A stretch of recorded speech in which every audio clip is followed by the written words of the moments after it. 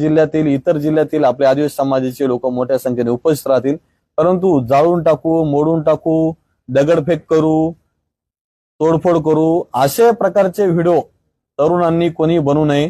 कारण असे जर व्हिडिओ बनवले, जर एखादी घटना घडली, समजा विरोधकांनीच जर त्यांचे माणसं पाठवले आपल्या मोर्चामध्ये आणि त्यांनीच जर काही घटना घडून आणली, काही कृत्य घडून आणली विरोधकांनीच, आणि ते जे व्हिडिओ बनवणारे लोक आहेत त्यांच्यावरती येईल सर्व आरोप, आणि त्या माध्यमातून जो आपला जयदादासाठी जो तपास सकारात्मक चांगला तपास चालू आहे एसपी साहेबांकडून, तो तपास वेगळ्या दिशेने जाईल आणि जयदादाचा तपास तसंच राहून जाईल। त्यामुळे जयदादाला जर खरंच तुमची इच्छा असेल न्याय मिळावा आणि त्या आरोपींना खरंच सजा व्हावी, ही जर तुमची इच्छा असेल, सगळ्यांनी आदरणीय या नंदुरबार जिल्ह्याचे एसपी साहेब यांना आणि त्यांच्या टीमला सहकार्य करावे आणि शांततेमध्ये हा मूक मोर्चा काढावा।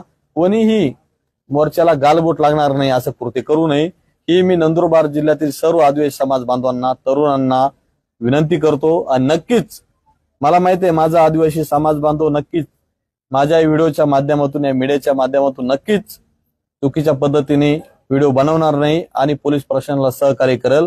कारण ही लढाई आपली सगळ्यांची, आपली हक्काची, जयदादा आपला आहे, त्यामुळे त्याला न्याय मिळावा म्हणून मी स्वतः एसपी साहेबांना भेटलो, मालतीताई होते, अंकुश दादा, ही सगळी टीम होती आपले, त्यामुळे मी सगळ्यांचे आभार मानतो। सगळे आले, नंदुरबार जिल्ह्यातील सर्व आदिवासी बांधव असेच सहकार्य करतील, सगळ्यांना मी हात जोडतो, विनंती करतो सगळ्यांना। जय आदिवासी, जय सेवा, जय जोहार, जय भीम, जय शिवराय।